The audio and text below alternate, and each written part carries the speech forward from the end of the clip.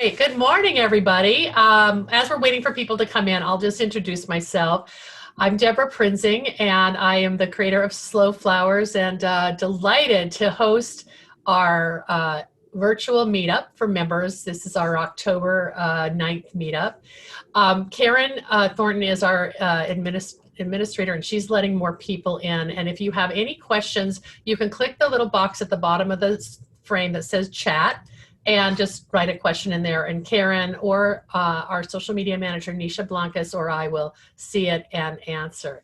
So as people are coming in, I just want to say good morning. Thank you all so much for joining us. We've got two amazing guests and some fun intel and knowledge to share, and also some fun giveaways. We have a couple announcements at the top of the hour. I think you all know the drill. Keep yourself on mute. And we'll have a Q&A after we hear from LaLiberte of Longfield Gardens, and then we'll have a Q&A opportunity after we hear from Alicia Schwede of Flirty Fleurs. That way people can, and feel free to post your questions in the chat box too. Karen Thornton is our operations and membership manager for Slow Flowers, and she's going to come back on the screen.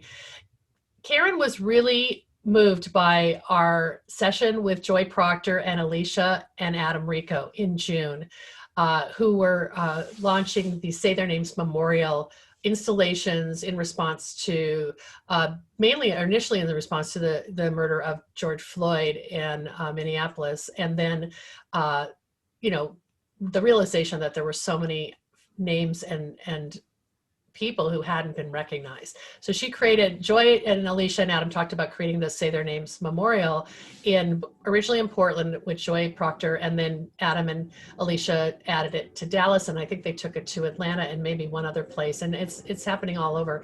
And Karen has been working all summer to try to get a Say Their Names Memorial launched in the Seattle area, and Slow Flowers is supporting it, and a lot of our members are involved. So Karen, do you want to just tell everybody what you're doing and let them know how they can get more information if they want to, and I don't know if there's any Seattle people on, but just to watch and support us.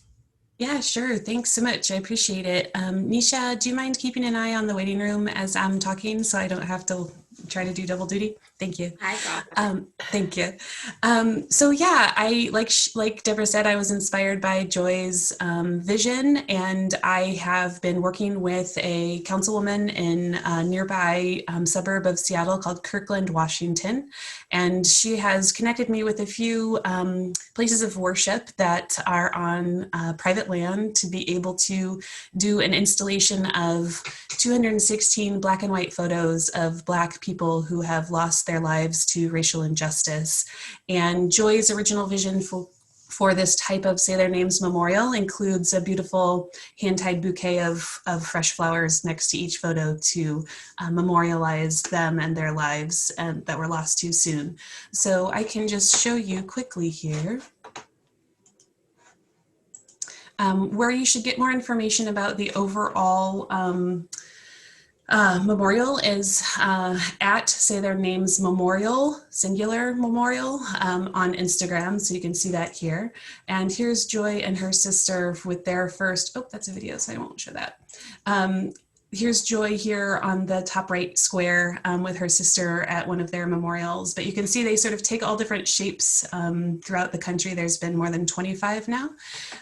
So we are going to do the same or similar among a few different locations in downtown Kirkland, Washington. So it's a place for people to come reflect on the lives lost and what their role is in the issues that burden us all for these lives that are lost too soon. I do also have a GoFundMe page set up for the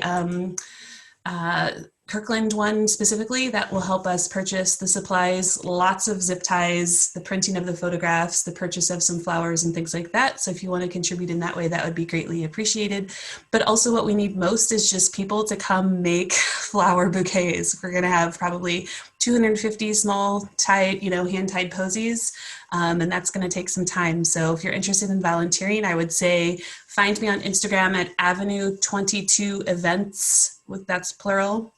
.com or Avenue 22 events on Instagram, and DM me and I can get you some information. If you've got any local friends here in the Seattle area that want to donate time or flowers, definitely let me know. Karen, did you say when it was? October 20th is our install date, so it is during the week, but we'll start at about 10 a.m. and we're probably going to go well into the afternoon based on what I've heard from other folks who have done these installations. Wow. Anybody have any questions? Feel free to take yourself off of mute and ask if you want to. If I would recommend going back into the archives of our meetup videos. Actually, let's put the link to that, Karen. Yep, I can do that. From June, so you can hear more about it from the creator, who's a wedding and event designer in Portland, a really famous one, Joy Proctor. So yeah, thank you so much. Anyway, I'm excited about it. Slow Flowers is going to help with financial contributions, but a lot of our members who are florists and florists and farmers in the area are going to, bring us flowers and labor. Unfortunately, one of our most active members just broke her wrist 2 days ago on her farm and can no longer harvest, which sucks. But that allows other people to step up and join. And Kirsten, I see that you're going to mention it to somebody in another city. Absolutely. She wants to see these in as many places as possible. And, it's never too late and there's never too many. So reach out to Joy Proctor. You can get her information on her website quite easily. And she'll send you a Google folder full of the list of names and the photographs and all of the resources needed to be able to do one in your area. That's awesome. Great.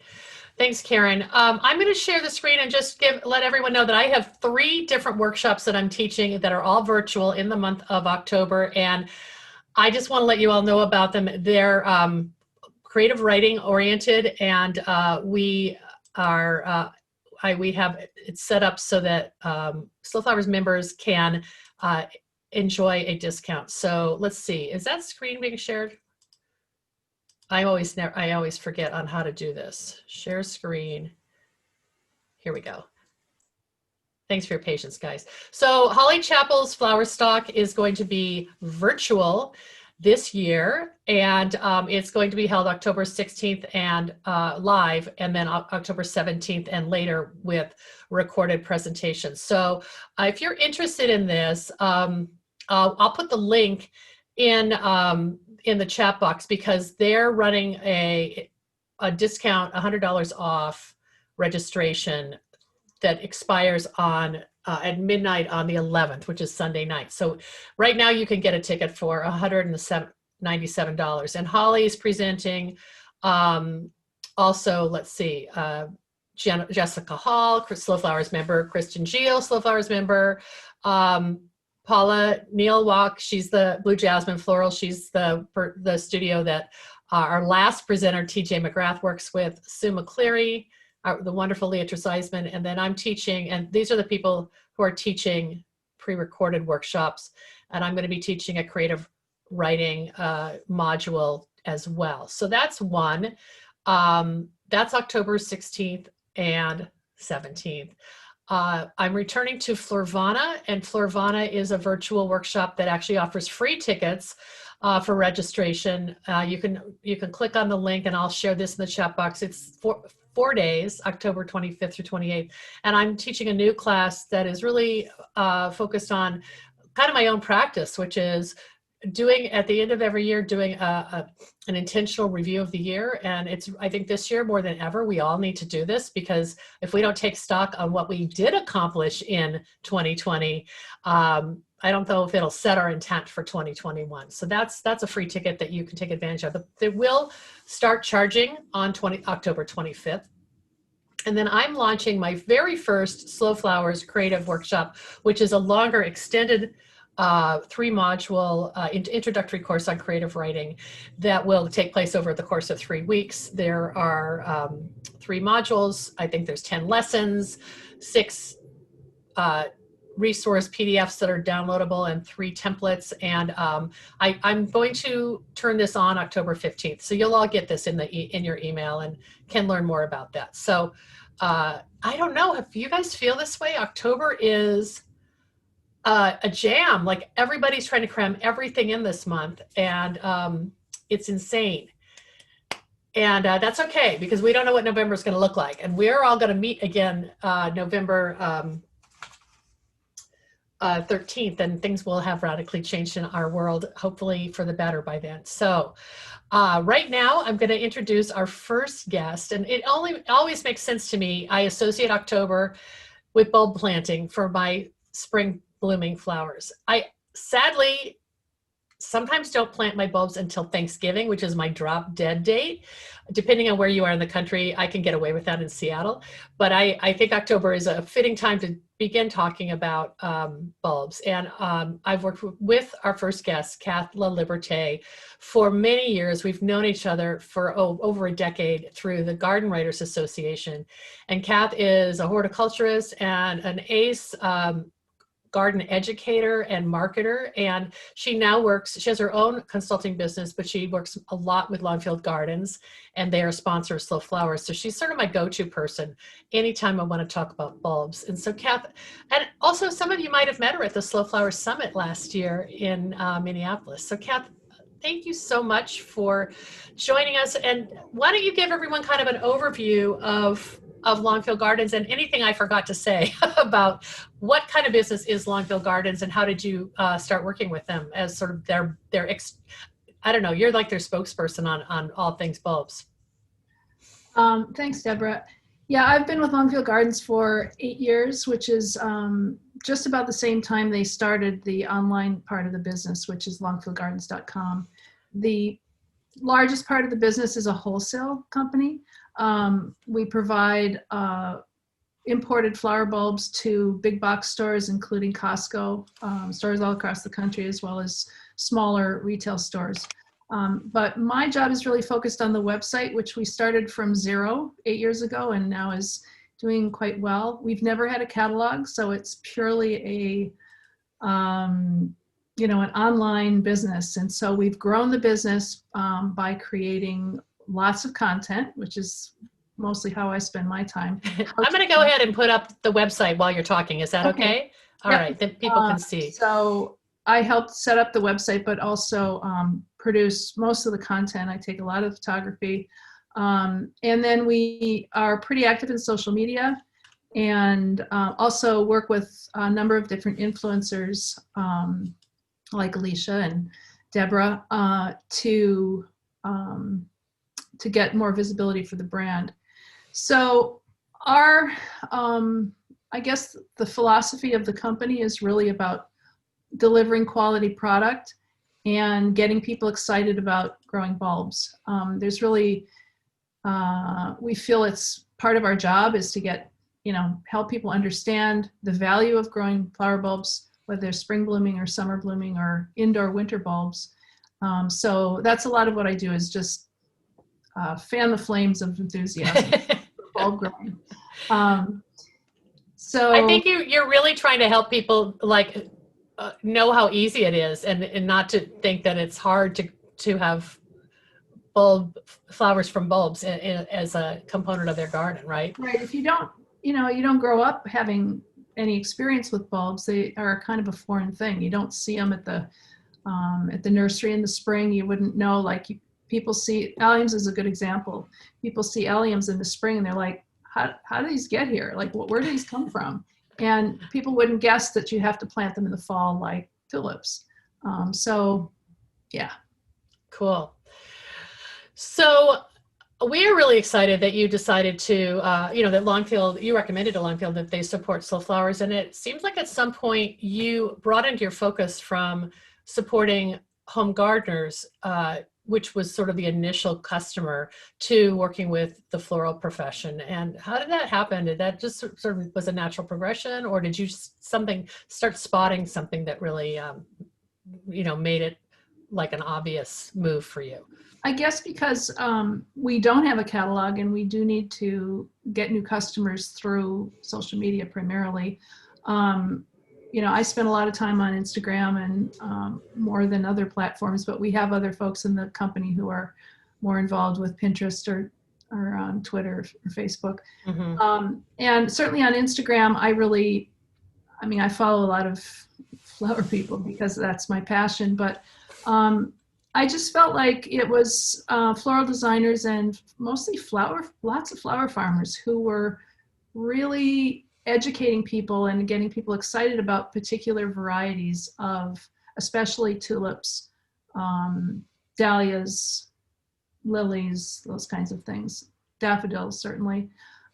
So as a way to, I kind of use these folks in the background for the first couple of years, just getting my own ideas together about whether it's varieties or photography or kind of how to talk about what the appeal of these are.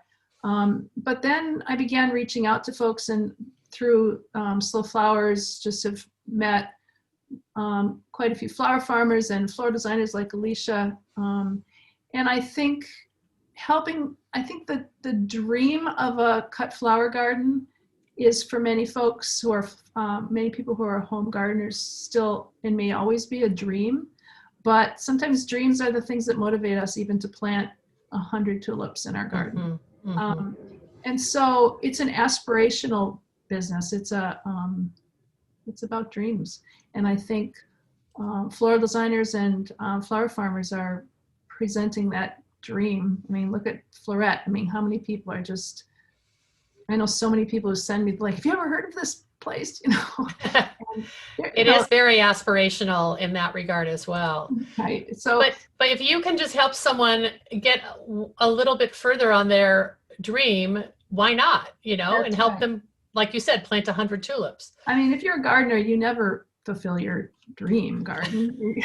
I mean, I certainly been trying for a long time, but the reality is that you're always in a dream state and trying to look past the Japanese beetles and the drought and all the things that are happening and hold on to the vision of this, you know, gorgeous sea of pink daffodils or whatever it is, you know? Right, right. Well, I grow a lot of product from Longfield Gardens and trial it in the Slow Flowers cutting garden, both tulips, which I'll be planting this fall, but a lot of alliums, which I really agree with you, Kath. There's so much bang for your buck with the allium. You know, they look great in every stage, and the dried allium seed heads are like on display in all my vessels now in my living room, in big jars on my mantle, because they look so architectural and so interesting. And, you know, you feel like, I don't know, I sort of feel like an interior designer when I prop those up on my mantle. Some of mine are still in the garden.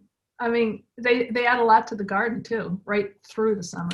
You mean you're leaving the seed heads? The seed heads, yeah.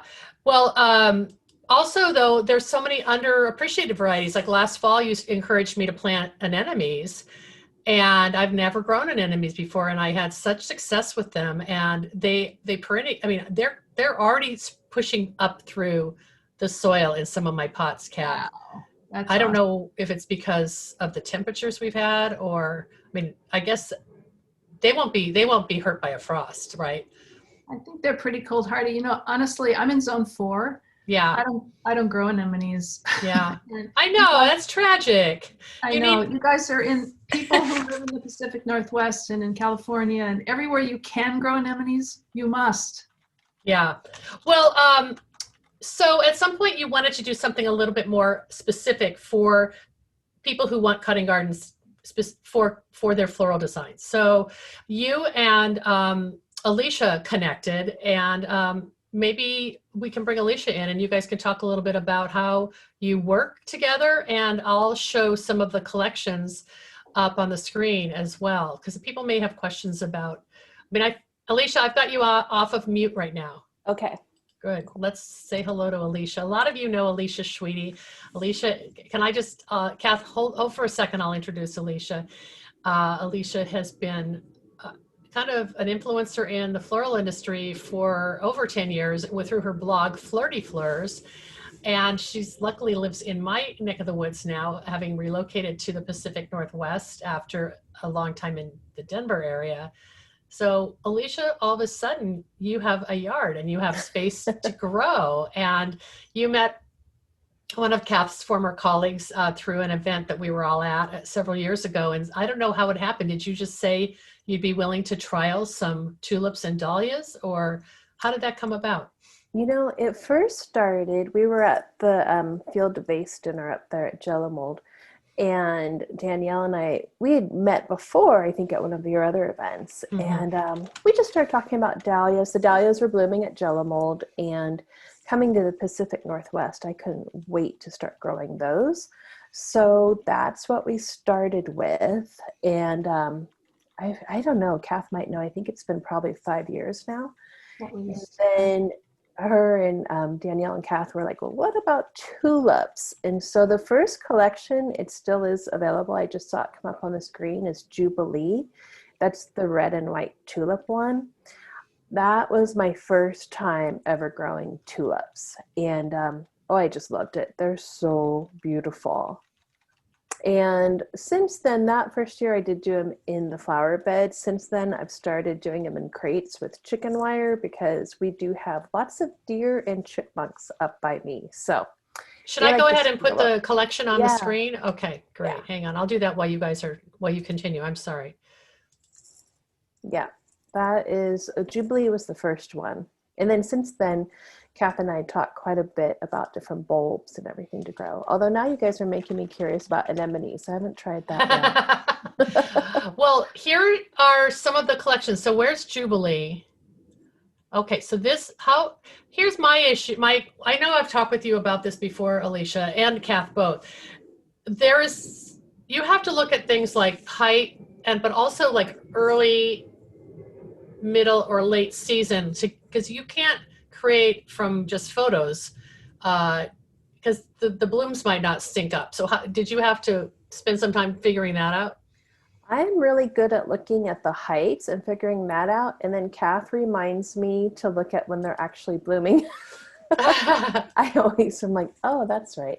So it is nice because I usually have blooms for about 8 weeks from beginning to end. I remember when you first started this, and I think we did a podcast interview, but I've also written about your collaboration for Flores Review. And Alicia, didn't you say that you started with this collection because you felt like some people didn't appreciate variegated tulips, and it was sort of a tough color to design with. You have sort of pinks and reds together. Did you just do that to give yourself a challenge, or? I don't think I was familiar. I knew that I love the parrot tulips. Those are always my favorite. Every year I'm like, Kath, that's what I always start with. That's this one right here, right?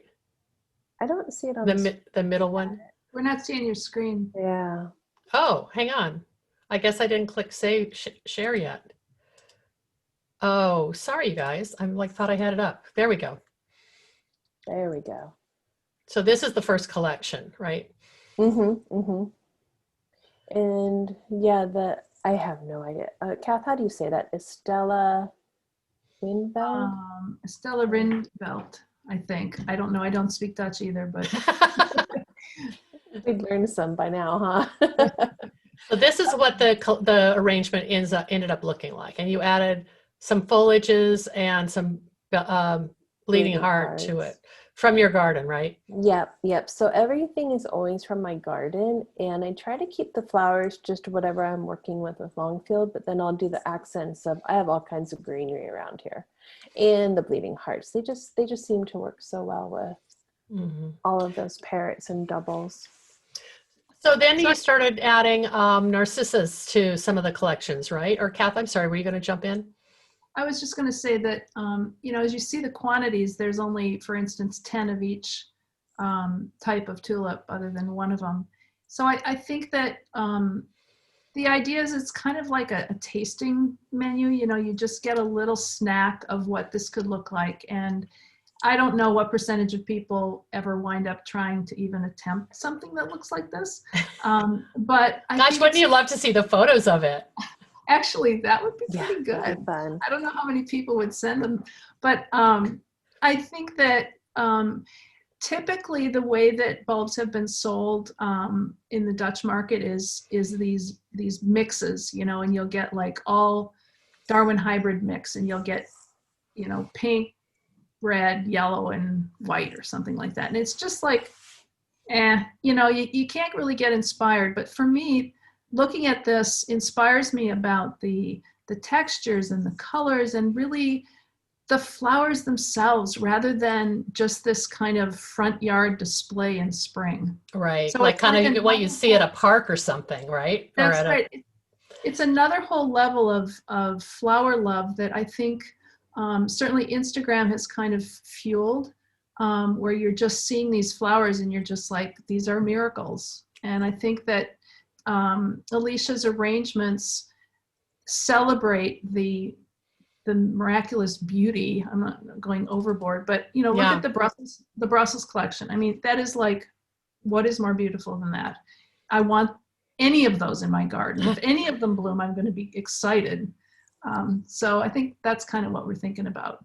Well, this is one of the new 2020 collections. Is that correct? Yep. The Brussels. And I started to say that Alicia has expanded her palette because now I see there's hyacinth and narcissus or narcissi in this collection. So you're experimenting more with what you're growing and putting together in your kind of with the designer's eye when you're planting, right, Alicia? I highly recommend everybody grow hyacinth. It blooms forever. It smells amazing outside in the yard and nothing eats them. So that's good. And the deer go the other way. And I just love how the texture looks in with the tulips and the daffodils. So I think Kath and I were talking about this. This year we only have like 2 of them with the white, but usually I get really into the purples and blues of the hyacinth. Mm-hmm. Well, let's look at another one of those. Can you talk about what do you do as a designer to get the longest stems possible when you're cutting for an arrangement? Because that seems to be an issue.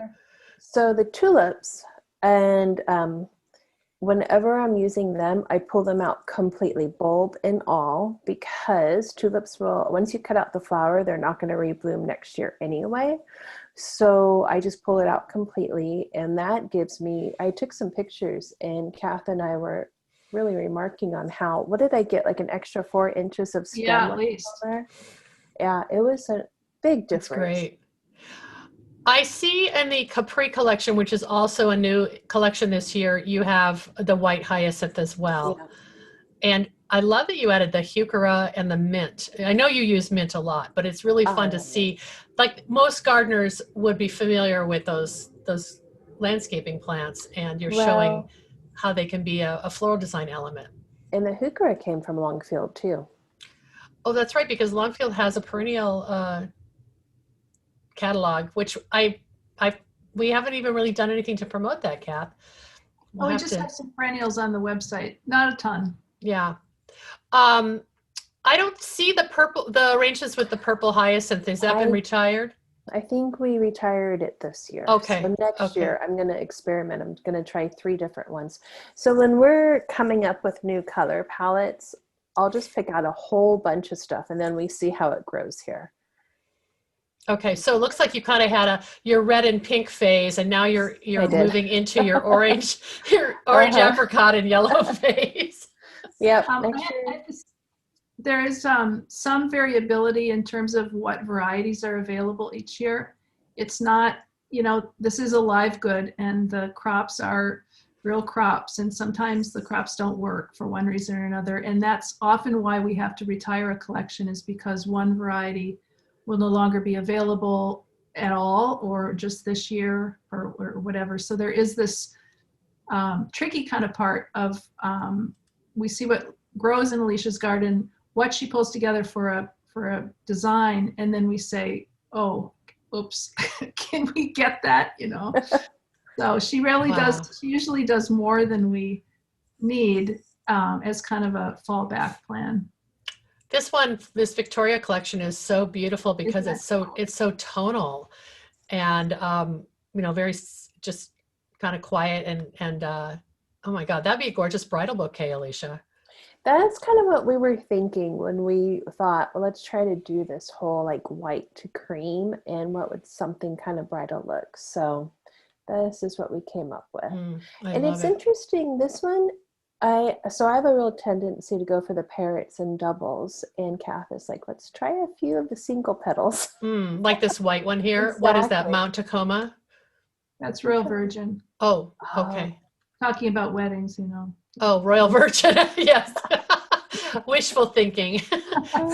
but in a design though, it does kind of help support the other flowers nicely, doesn't it, Alicia? It sure does. It really does. Wow. And you can see I reflexed a few of them too. Oh, yes, you did. Like this one here. Exactly. Yeah. Cool. I'm going to stop shooting. It's super fun to have Alicia, you know, discovering these each year. It's really part of it. It's a lot of text messages from me at all times of the day. Okay, we've got some questions in the chat box, and I think I'm going to go ahead and start. Maybe since we have a good sized group, but people, I want to let everybody's voice to be heard. Let's start with Misty Vanderweel, who has a comment about being an Alaska flower farmer. Where are you, Misty? Did you come off the call? All right. Well, oh, here she is. I'm going to ask unmute you. Yes, I'm here. Tell Kath your concern about being an Alaska flower farmer, because you grow tulips galore, don't you? First day of plantings today. We're still just now getting light outside, so I have not out there yet. So I'm so excited to be able to join this call. I'm so excited. But my biggest thing is I love Longfield Gardens because I'm not Dutch, but I'm married into a Dutch family, but I can't order them because they don't ship to Alaska. And I'm just like, oh, and I really love all the arranging that's being done with the tulips, and I love all the color and all the texture that tulips bring. And they're also becoming, I wouldn't call them my favorite flower, but they are definitely,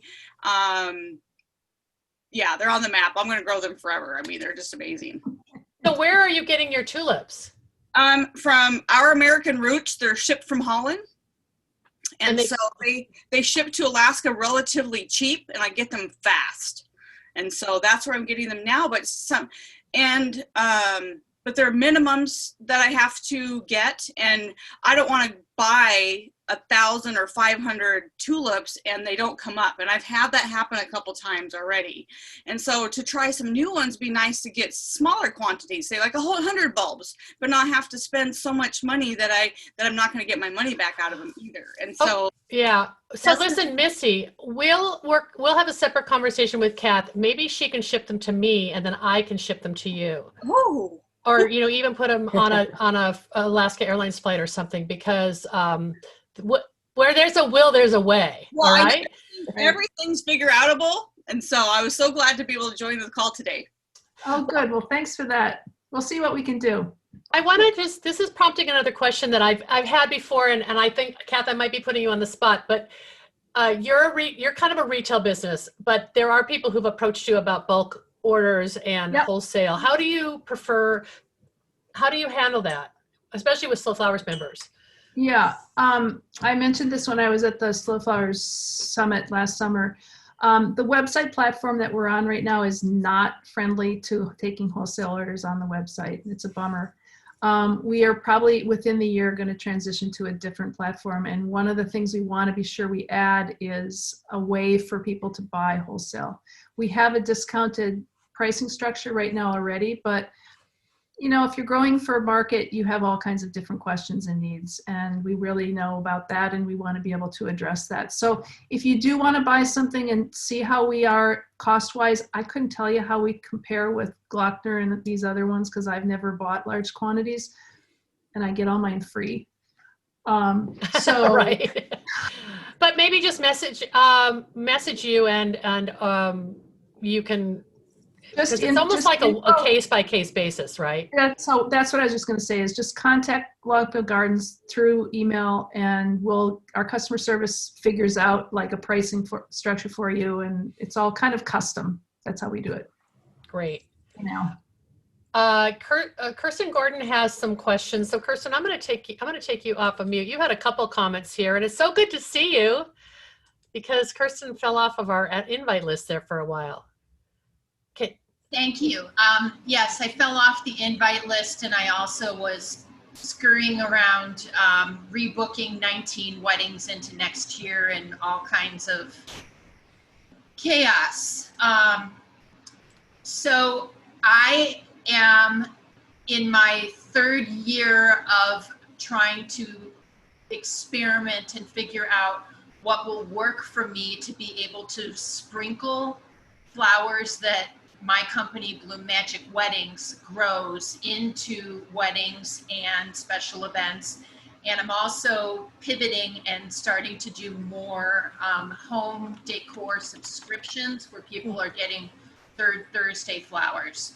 So one of the things that I battle against where I live is that the deer population is very, very strong. So I am trying to figure out how I can grow tulips indoors, and I feel like I've really haven't hit on anything strong yet. I know that they need to go through cold storage. I know, but I mean, I feel like I've been more successful with other things. I've grown Longfield gardens, dahlias in my basement with grow lights this year and put them into wedding arrangements, which is, super cool. I think Alicia could probably talk about some of the deer issues because she's got in Arlington, Washington, where Alicia lives, it's kind of deer country, isn't it? We have 2 deer that like to walk around and look in the windows. And then they tick off my Cocker Spaniel. So what I do, I have taken to planting all my bulbs in crates, and I do cover the top of them with chicken wire. So, and zip tie it on. And since I've done that, I put them up on pallets. I have them in the yard so they get cold enough. And I do that. And then once they start coming up, once they're probably about 2 to 3 inches, I take all the chicken wire off. And I have not had a problem with the deer. I think it might depend how many deer you have. I really just have 2 that like to walk around here. So there's enough other stuff that they like to go eat too. So you're obviously having these crates at one, like single height, or are you stacking them? Single height. Okay. Mm-hmm. So single height with chicken wire, and then once they come up and poke through the chicken wire, are you taking that off? I take it off at that point. When it's 2 to 3 inches, I take it off. And so far, they've been left alone once they get to that height. That might be interesting. Up on benches, don't you? Yep. Up on. So they're like at waist height or so. Mm-hmm. Yeah. I've had numerous experiences and gardening in the Chicago area, in the suburbs, my whole life, where I've tried different tactics, and what it comes down to for me is that at that moment when you're thinking about going out and harvesting those tulips to put in an arrangement, you look outside and they've been picked off like lollipops. So I feel like for me that my option, my best option is to be purchasing those parrot tulips and those, single tulips. And, I love the idea of refluxing and just playing around, as Alicia has been doing, with the textural elements and getting people to think about, wow, what is it that I'm looking at? Mm-hmm. Kirsten, I'm going to post in the chat box a link to a podcast interview I had maybe 6 weeks ago with Aisha Lurie. She's a flower farmer in like Southeast Arizona, and she is growing tulips in her cooler in the winter. She's turning her cooler into kind of a growing chamber, and there's this tray you get. It's like a low tray that has little prongs, and you put the tulips. It's kind of like hydroponics almost. You put the bulb on the prong, and then they just grow under grow lights. Kath, are you familiar with this technique? I've never heard of that. Okay, I'll put the link in the chat box. I thought it was fascinating because obviously no one's growing tulips in Arizona, and so her customers are buying every single stem because it's so rare. And why couldn't you do the same thing and kind of have them, because you're not really using your cooler much in the winter, and for her that was her case. So she just turned it into a growing chamber. So anyway, that might be an option. Anybody else want to jump in and ask a question of Kath or Alicia? Wave your hand like this and we'll turn you on, turn on your audio. Otherwise, I think we should talk about the collections that we're going to do for the giveaways. Alicia, do you have anything else you want to say in your life? What's going on with you in terms of workshops and online? And, you know, I know you've designed for just a few weddings, but obviously COVID has affected your year. I am not currently doing any workshops. I have seen some people are doing it and doing the social distancing. I had a very full spring that had to be canceled, and I just haven't had it in me to try to go around that again. Yeah. I am just kind of. So you're posting a lot of stuff on you're like keeping your Flirty Fleurs content moving forward, and the blog sharing. is keeping busy, and it's 10 years old now. When I first started it, it was definitely all about design and floral designers. But over the years, as my garden has grown, I've been doing more garden. And so like this year, I shared about my new flower boxes I built and showed pictures of that. So yeah, this summer definitely shows more gardening projects. That's cool. That's really cool. And Kathy, you're kind of, I guess I didn't tell people where you're located. You are in the Great Northern Kingdom, right? Is that what you're calling it? I'm in Northern Vermont. That's where I live. But I've worked remotely, so I'm an old hat at working remotely for Longfield, which is based in New Jersey, sort of near the Jersey Shore, which is a funny place too. But I went to visit it a couple years ago. Yeah, it's kind of in an industrial park. It's unremarkable. Yeah, I mean, it's flower bulbs coming in from Holland and going out. That's really what it's about. And most of us on the team, it's a very small team of just women who run the Longfield's website. There's only 6 of us. So but where I am, it's a challenging environment for growing things. But you're able to grow bulbs, tulips and allium. What else are you able to plant in zone 4? I grow basically all of the fall bulbs except for anemones and freesia and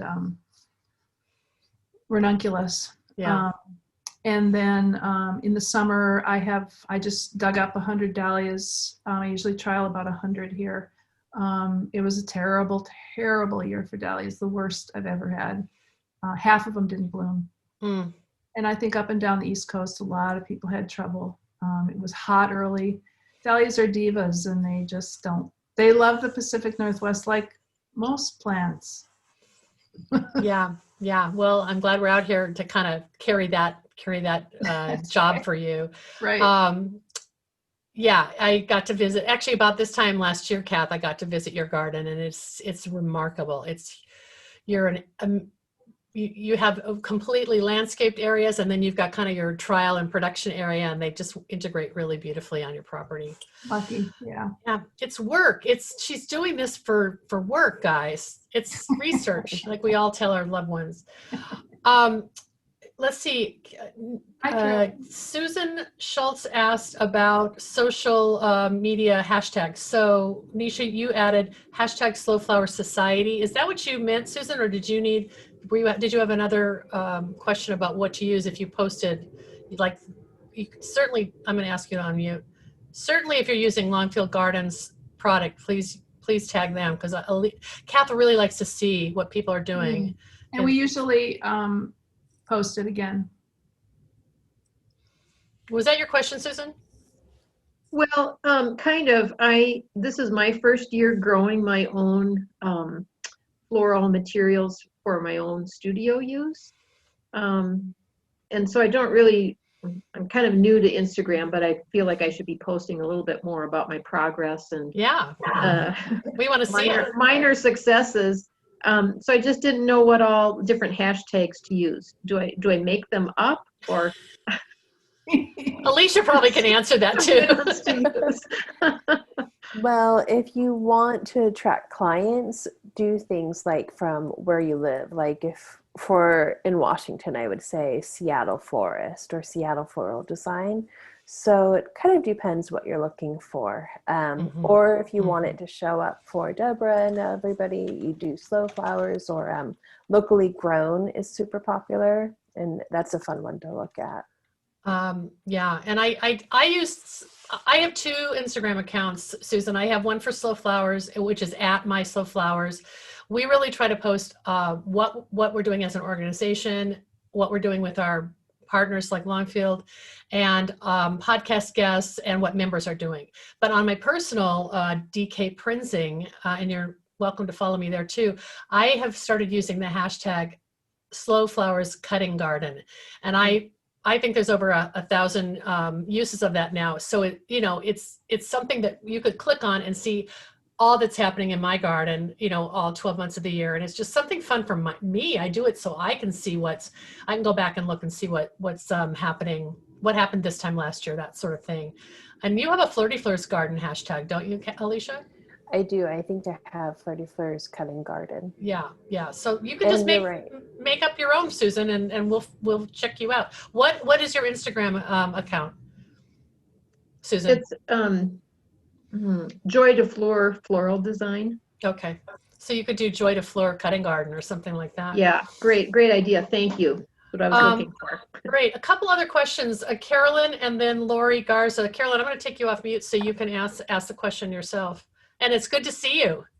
Hi, yeah, good to see you too. Tell us how you're doing and what happened this week. We talked about you before you came on the call. Did you? I'm sorry I'm late. I was passed out.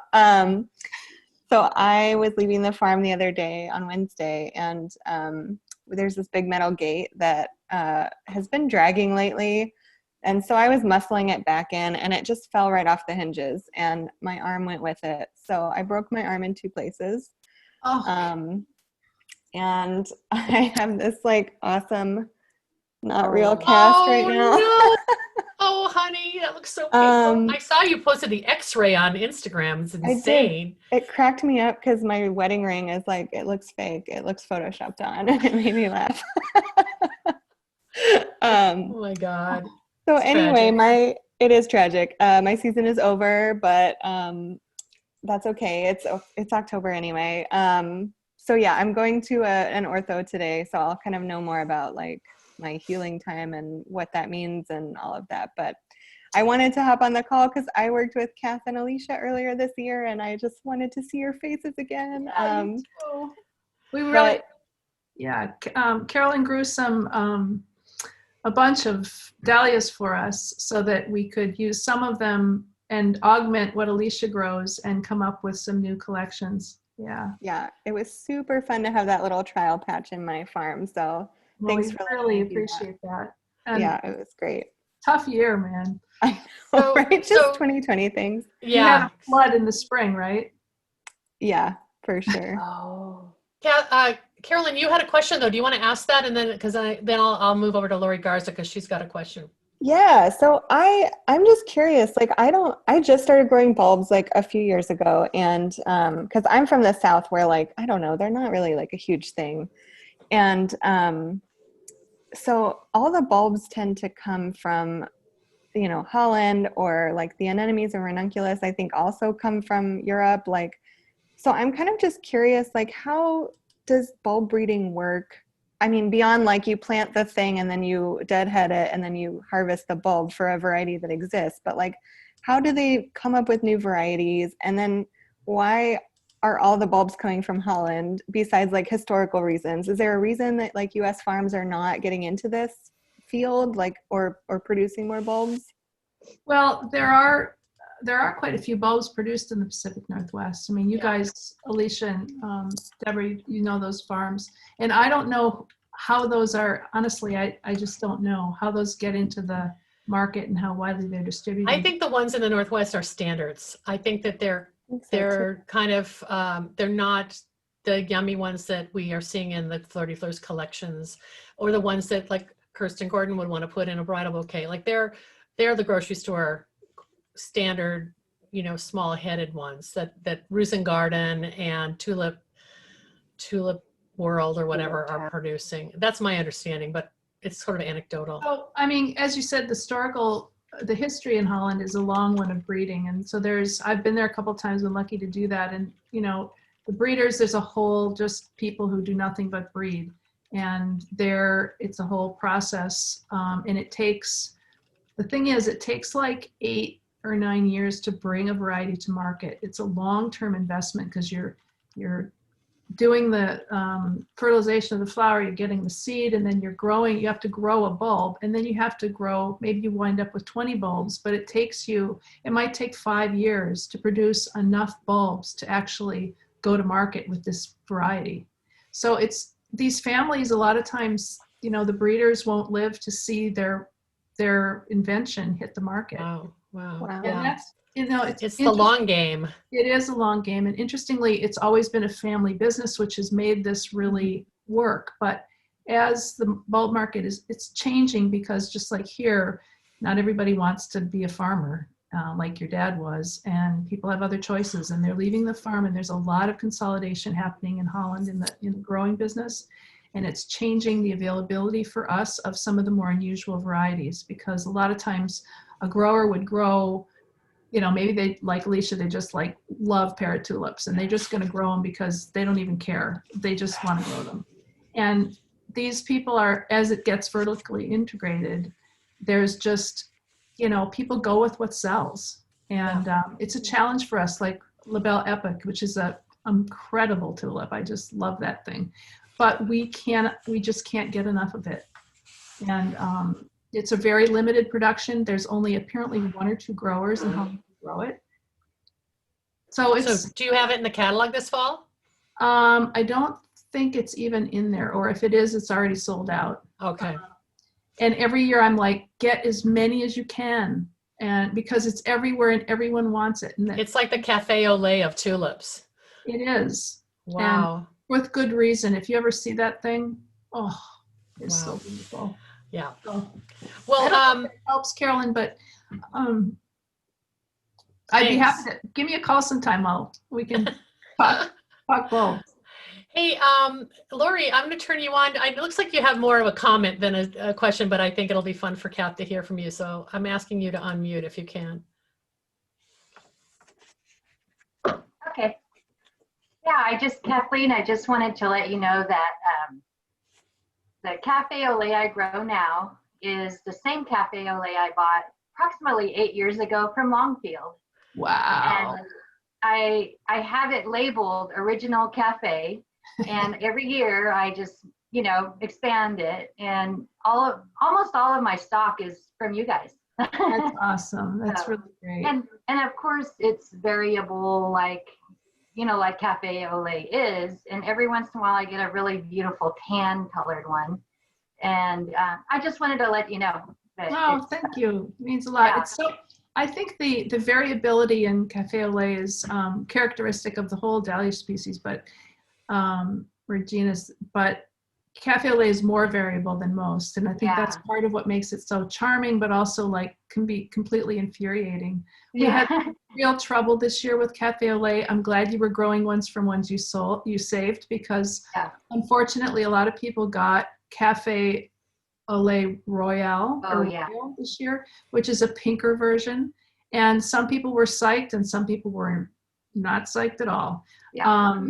And because all dahlia tubers look totally exactly the same, you know, when they're all in a big pile. These things happen in Holland with the growers and the washing and the handling and stuff, and it was really a bummer. So keep your cafes. Oh yeah, I plan to. I have quite a few of them. Some of the other varieties I got were a mixed pack, you know, from you guys, Timo, and there was an orange one, and I think Alicia still has a really cute pink one. that I admire. I always forget what it's called, but yeah, I just wanted to share that. That's neat. That's great. Thank you. Hey, we're coming close to the hour, and I just wanted to acknowledge there's a couple new Slow Flowers members who've joined just in the last month and who are also on this call. So I just wanted to unmute you and let you introduce yourself. Rachel, hello. Thank you for joining us.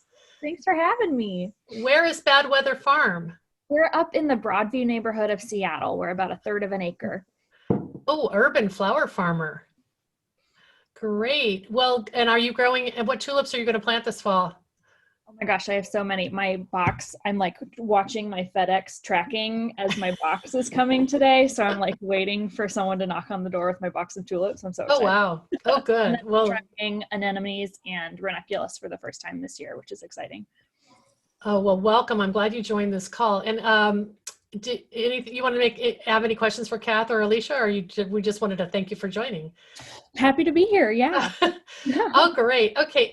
Teresa, you're also on, and you're a new member. So introduce yourself, please. Hi. Hi, good morning. Thank you, Deborah. My name is Teresa Rao. This is my first season as a florist, and I grow my flowers. And I also work with local flower farmers too to supplement what I'm not growing. I'm located here in Tukwila, Washington. I work out of my home studio. And it's been great to join a wonderful society that believes in the same values as I do in growing flowers, and excited to be here.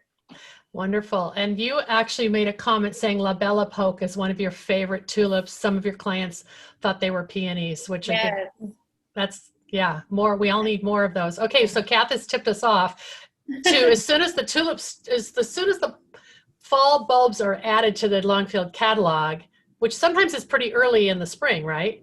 It's July, actually. Okay, so that's when you need to start putting your order in, because you won't ship them until it's appropriate. September, October, yeah, but we will reserve them, and there's no charge to order till they're shipped, so it's worth just ordering whatever you want. That's a good point. Great, super. Any other first timers on here who want to say hello? Jane, say hello. Let's take you. I'm going to take you off mute. Oh, maybe not. I can't hear you, Jane. You'll have to unmute yourself. Sorry. Sorry. This is a first experience for me, and I work with Posy Express, and she's the grower, and I've been doing a lot of arranging with her flowers, and she encouraged me to get involved, and she said, we have to sit in on this. So I'm finding it really fun and so interesting to. Oh, you're Jane Hand. Yeah. Okay, sorry, your name popped up differently on the screen. I know. Well, and I see Laura Cohen down on the bottom. So these are two ladies from the Carmel, California area. So thank you both for joining. Yeah. Thank you. Laura, you've been on before, right? Yeah, I love it. Thank you so much. Oh, good. I'm glad you got Jane to join. That's fun. Yay. Well, what a good group.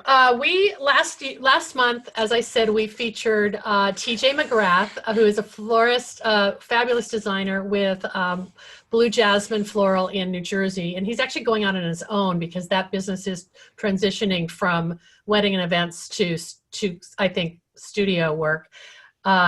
We had 2 giveaways from our members who own Floral Genius, the USA-made pin frog and hairpin frog and, mechanics company. And so Candace Howard of Duchess Farms, who I think was on the call today, she might have jumped off. Oh, she's here. Hi, Candace. Congratulations. You got a pin frog packet. How was that, by the way? Let me unmute you. Did it come yet? Unmute. We can't hear you. You have to take yourself off mute. Her microphone might not be working because she was showing as unmuted. Okay, well, good luck. Congratulations, Candace. And then Ellen Frost from Local Color Flowers in Baltimore also won a packet, a gift from Floral Genius. But we have 3 collections donated by our good friends at Longfield Gardens. They're Flirty Fleurs collections. They are we're going to do a drawing after this after this meeting of everybody who's been on the call, and Nisha will give me the names and we'll reach out and connect you with Kath so you can receive those. But the, let me see if I still have that. I don't have the, oh yeah, here we go, Longfield Gardens. Let me show you guys the collections. Hang on one sec. I want to have Kath talk about them for a second.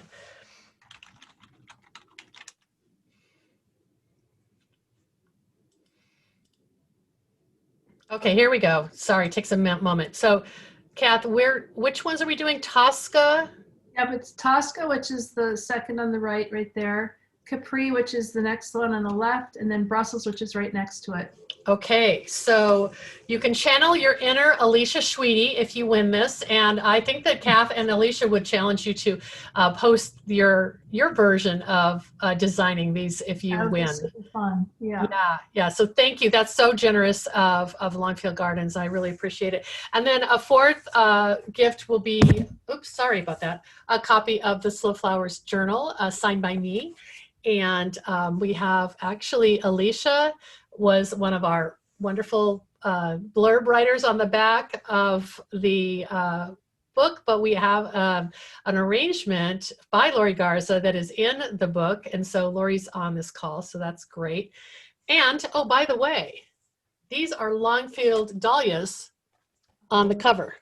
So Longfield supported this book quite a bit. Thank you.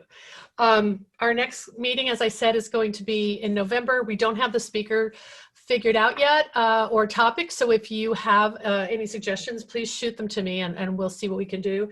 It'll be Friday, November 13th. And then Karen and I are working feverishly on the Slow Flowers annual survey. So Karen, you're going to show a reason for people to answer that survey. Okay, take yourself off mute, Karen, and we'll talk. Yeah, I just wanted to show we're giving a gift to everybody who completes the member survey this year, and it's a sweet little bookmark. It's wooden engraved bookmark with slow flowers and beautiful dahlias engraved on the side. We'll send you one, Kath. And the link to the survey is in the chat box. It also went out in our October newsletter. We'll probably send out a link again because we're trying to collect all the input by the end of, but I think November 1st is the cutoff on that. But on top of that, if you do complete the survey and give us your name and address, because some people are doing it anonymously, but they're not going to get a gift, you'll get the bookmark, but you'll also, your name will go into the drawing for one free registration valued at almost $600 for the 2021 Slow Flowers Summit. So that's worth the price of admission. And then a couple people were asking for what the discount code is for the Slow Flowers creative writing course. And I'm going to send that out on October 15th when I announce the course. So I put the link in for you to just make sure you receive that notice. But it's a $297 course, and I'm just going to give it a $200 discount for this first time. So everyone can use that and join and take the course for $97 if they're interested. So yeah, it's 10:03 and I think we'll say goodbye and thank you all for a fabulous, fabulous meeting. Kath and Alicia, you guys are so inspiring and it's wonderful to see your collaboration. And I hope it's inspiring everyone to get their bulb order in. Now's the time. Really low. Yeah, people are ordering like crazy. So if you haven't ordered, do. Okay, all right. Otherwise, you're going to be begging me for Kath's personal email address so you can call her. Okay, great. I see just a few more messages. Most people are just saying, thank you. This was really fun. And Kirsten Gordon, the Slow Flowers Creative Writing course is going to start November 1st, but it's pretty much self-guided. So once you sign up, you can, it's evergreen. So I'll shoot you some information about that. Thanks. Okay, thank you, Nisha and Karen, for helping make this meeting happen. And we had over 20 people on the call today, and I will share the video on YouTube for other people to watch. So thank you all. Thank you.